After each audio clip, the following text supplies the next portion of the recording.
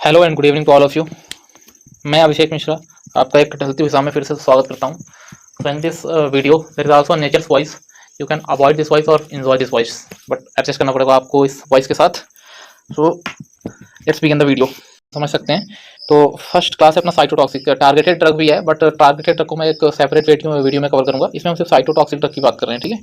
तो साइटोटॉक्सिक वो क्लास होता है या ड्रग्स होती हैं जो हमारी कैंसरस सेल को किल करती हैं, साथ ही में जो नॉन कैंसरस और हेल्दी सेल होती हैं उनको भी कहीं ना कहीं अफेक्ट करती हैं। दैट्स वाई, और इसी रीजन की वजह से these are all known as cytotoxic drugs. First class है एल्काइलेटिंग। इसकी ट्रिक अपनी है ऑन टॉप का था जो अम्मी लेके आई थी इन उर्दू। अगर अपनी मम्मी को या मॉम को आप अम्मी बोलते हैं उर्दू में, तो मेरे जो भी उर्दू व्यूअर्स होंगे उनके लिए भैया, ठीक है। तो अपना ए से एल्काइलेटिंग एजेंट होगा। सेकेंड डे अपना रिप्रेजेंट करता है एंटी मेटाबॉलाइट्स। एम रिप्रेजेंट करता है माइक्रोट्यूब्यूल डैमेजिंग एजेंट्स और माइक्रोट्यूब्यूल इनहिबिटर बोल सकते हैं। Then T seven topoisomerase 1 and topoisomerase 2 को याद रखेंगे। Then P represent the platinum compounds and antibiotics. A M I से अपना हो जाएगा मिसलेनियस ड्रग्स, ठीक है। एंड फर्दर मूव करते हैं। फर्स्ट क्लास हमारी एल्काइलेटिंग एजेंट है। एल्काइलेटिंग मीन्स एल्काइलेशन कर देता है कहीं ना कहीं। एल्काइलेटिंग एजेंट, एल्काइलेशन मतलब कुछ ग्रुप्स होते हैं जो एल्काइलेटिंग उनको ऐड करता है at the position of guanine. 7 position guanine की जो होती है वहाँ पे ऐड करता है। अब ग्वानिन नॉट फॉर्म, देन कहीं ना कहीं डीएनए सिंथेसिस को समवेयर इनहिबिट करेगा। तो वैसे साइटोटॉक्सिक के जितने भी ड्रग्स क्लासिफिकेशन आते हैं इसके अंदर, तो कहीं ना कहीं पे ये एक आध ड्रग को छोड़ के समवेयर ये डीएनए सिंथेसिस को ही इनहिबिट करते हैं, ठीक है, दर दर। बट ग्वानिन एक इंपॉर्टेंट होता है जो प्यूरिन का पार्ट होता है न्यूक्लियोटाइड का, वो जाके वहाँ पे बहुत डीएनए सिंथेसिस के लिए हेल्प करता है, ठीक है। तो अपन इसके जो मैकेनिज्म पे है इतना डीप में नहीं जाएंगे, बस सुपरफिशियली देखते हुए ड्रग्स का क्लासिफिकेशन और कुछ एडवर्स इफेक्ट कवर करेंगे, ठीक है। तो एल्काइलेटिंग एजेंट में अपन ट्रिक से याद रख सकते हैं। ट्रिक है अपनी नान मीठा था, ठीक है। नान क्या है, बहुत मीठा होता है। नान सबने खाया हो ना, मुंह में पानी तो नहीं आ रहा भैया। नान मीठा था, तो क्या ट्रिक हो जाएगी, नान से अपना नाइट्रोजन मस्टर्ड हो जाएगा। एल्काइल सल्फोनेट ए से हो जाएगा। एन से नाइट्रोसो यूरिया एंड एम से अपना हो जाएगा मिथाइल हाइड्रोजन। ई से अपना इथाइलिन इमीन हो जाएगा। टी से अपना ट्राइजीन हो जाएगा। तो नाइट्रोजन मस्टर्ड की बात कर लेते हैं। नाइट्रोजन मस्टर्ड में भी बहुत सारी क्लासेस आती हैं। तो नाइट्रोजन मस्टर्ड की बात कर रहे थे अपन। तो इसकी ट्रिक है कि आईसीसी वाले बीएमडब्ल्यू से चलते हैं, बिकॉज आईसीसी वाले जो होते हैं रिच पीपल्स होते हैं। भाई बीएमडब्ल्यू छोटी बात है, ठीक है। तब डब्ल्यू का कोई मीनिंग नहीं है, बस ट्रिक बनाने के लिए डब्ल्यू ले लिया था। आई जो अपना लेटर है वो रिप्रेजेंट करता है आइफोसामाइड। सी से साइक्लोफॉस्फामाइड। सी से क्लोरमबियोसिल। बेंडामास्टिन। एम से मिक्लोरिथामिन एंड मेल्फ्लॉन, ठीक है। एंड देन ए से अपना एल्किल सल्फोनेट जो मैंने बताया था उसमें बिसल्फॉन आता है। साथ में नाइट्रोसो यूरिया में कार्मस्टिन लोमस्टिन आते हैं, ठीक। एंड मिथाइल हाइड्रोजिन में अपना प्रोकार्बाजिन आता है। ट्रायाजिन में अपना डिकार्बाजिन एंड इतना ही है। अगर बात करते हैं इसमें नाइट्रोजन मस्टर्ड में आईफोस्फामाइड और साइक्लोफॉस्फामाइड सबसे ज़्यादा ड्रग यूज होती है जो। तो साइक्लोफॉस्फामाइड एक्टिव ड्रग नहीं होता, प्रोड्रग होता है। साइक्लोफॉस्फामाइड का जब एडमिनिस्ट्रेशन अपन करते हैं तो कन्वर्ट हो जाता है अपना एल्डोफॉस्फामाइड एक्रोलिन। एक्रोलिन एक टॉक्सिक कंपाउंड होता है, ठीक है, जो कि हीमोरेजिक सिस्टाइटिस कॉज करता है। हीमोरेजिक सिस्टाइटिस ज़्यादा कुछ नहीं, ब्लैडर का इन्फ्लामेशन है जो प्रोग्रेसिवली अगर बढ़ता जाता है तो कहीं ना कहीं ब्लीडिंग कॉज करता है, ठीक है। फॉर दिस, और बोल सकते हैं साइक्लोफॉस्फामाइड का एंटीडोट और या एक्रोलिन के ये टॉक्सिसिटी को डिक्रीज करने के लिए हम मेसना यूज करते हैं। सोडियम मर्केप्टोइथेन सल्फोनेट फुल फॉर्म होता है, मेसना यूज करते हैं, ठीक है।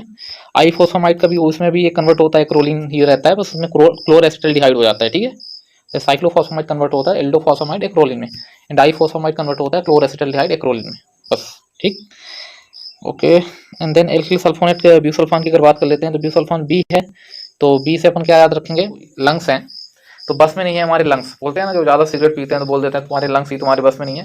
तो बस में नहीं है हमारे लंग्स, तो बस से अपना ब्यूसल्फान। लंग्स अपना हो जाएगा पल्मो लंग्स फाइब्रोसिस और पल्मोनरी फिब्रोसिस, ठीक है। दोनों एक सेम ही चीज़ है, दोनों लंग्स खराब हो जाते हैं।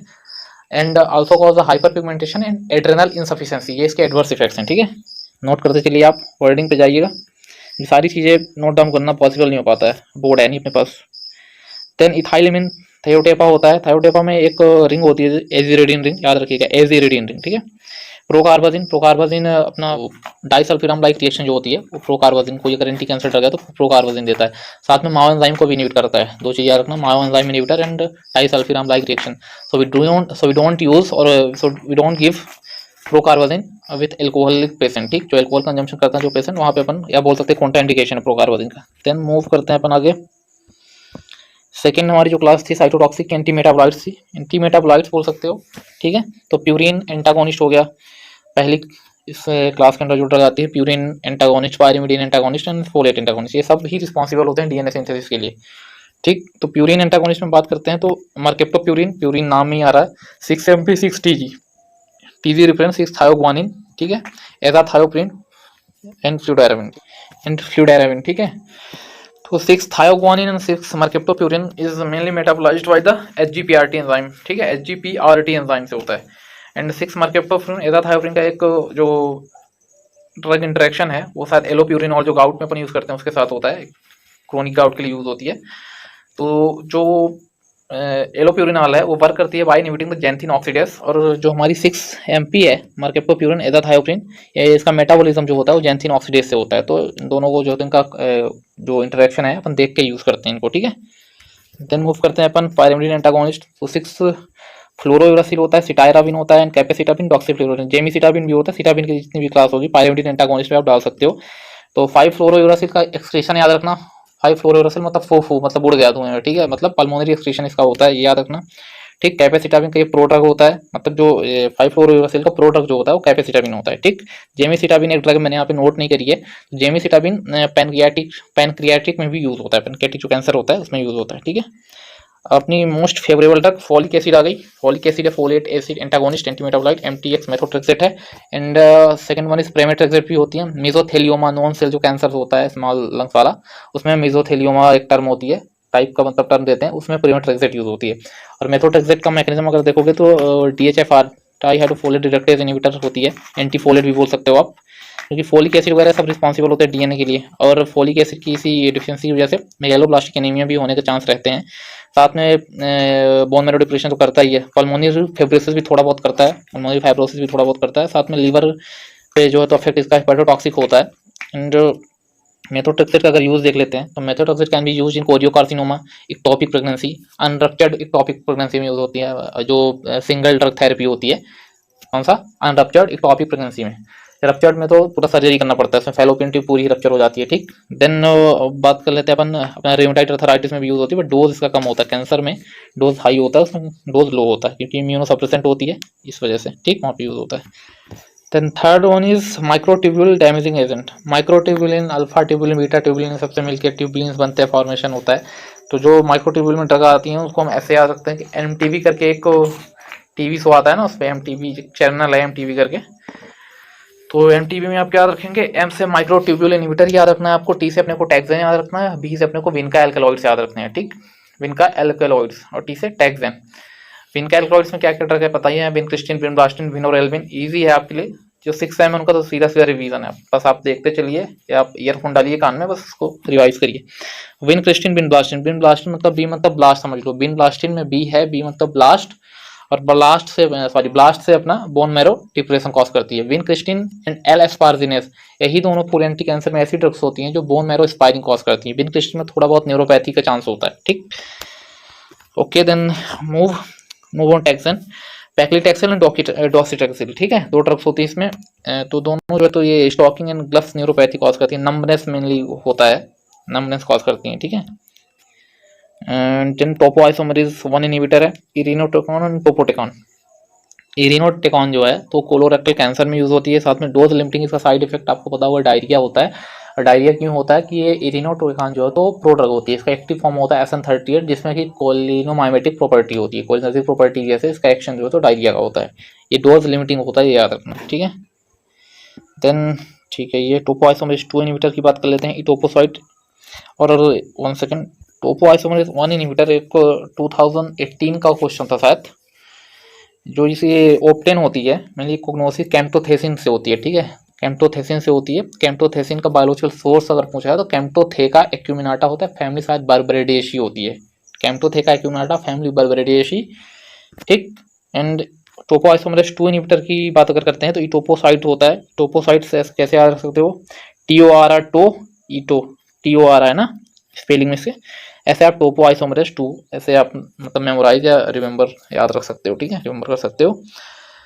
ये जो मिलती है अपनी पोडोफाइलम से मिलती है, इसका शायद फैमिली नेसिएसी, एक बार चेक कर लेना, मुझे कंफर्म नहीं है, नेसिएसी फैमिली होती है, ठीक है।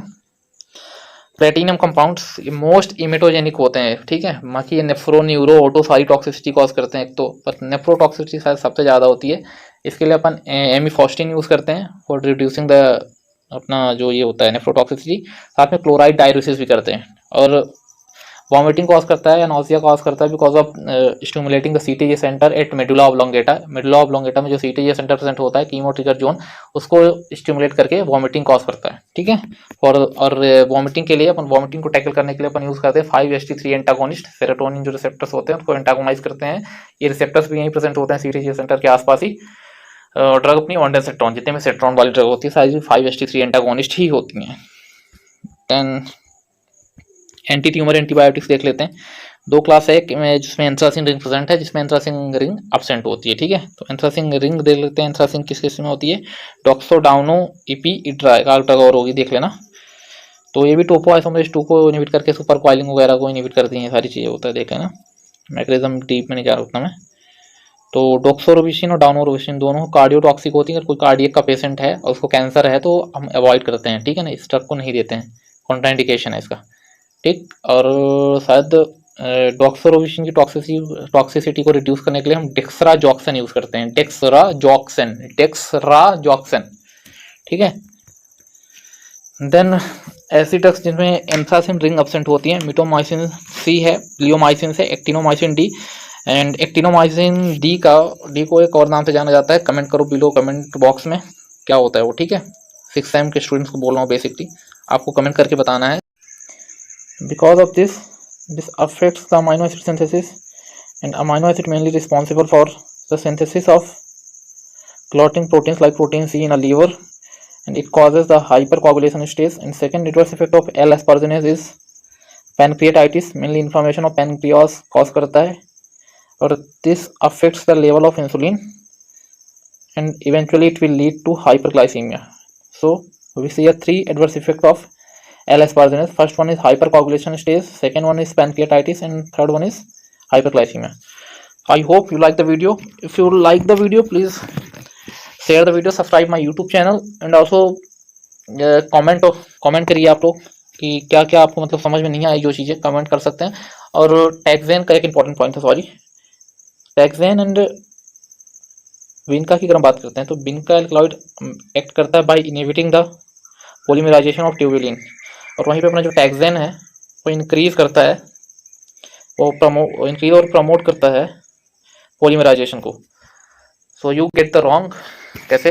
अगर आप ये समझ रहे हो कि कहीं ना कहीं टैक्सेन फिर अगर प्रमोट कर रहा है तो हेल्प ही करता होगा अपने कैंसरस सेल को, तो वो हेल्प नहीं करता। By promoting the polymerization it affects the disassembling को अफेक्ट करता है। जो सेल साइकिल में डिसेंबलिंग होती है, जो मतलब डीएनए की जो सेल होगी, कैंसरस सेल की जो सेल साइकिल होगी, उसकी डिसेंबलिंग को अफेक्ट करके डिसेंबलिंग होगा, फिर उसके बाद फिर स्पिंडल फाइबर्स वगैरह ऐसे फॉर्म होते हैं, सारी चीज़ें सेल साइकिल आपने पढ़ी होंगी, देन आपको पता ही होगा ये सारी चीज़ें, ठीक है। अगर आपको नहीं पता है तो मैं टैक्सेन और विनका का एक अलग से सेपरेट मैकेनिज्म पे वीडियो ला दूंगा, अगर आप कमेंट करते हैं तो ये डिसेंबलिंग को अफेक्ट करता है एंड प्रमोट करता है आपका पॉलीमराइजेशन का। यही दोनों में डिफरेंस होता है जो माइक्रोट्यूबुलिन इनहिबिटर होती हैं, ठीक है। Thank you guys, keep supporting, take care, bye.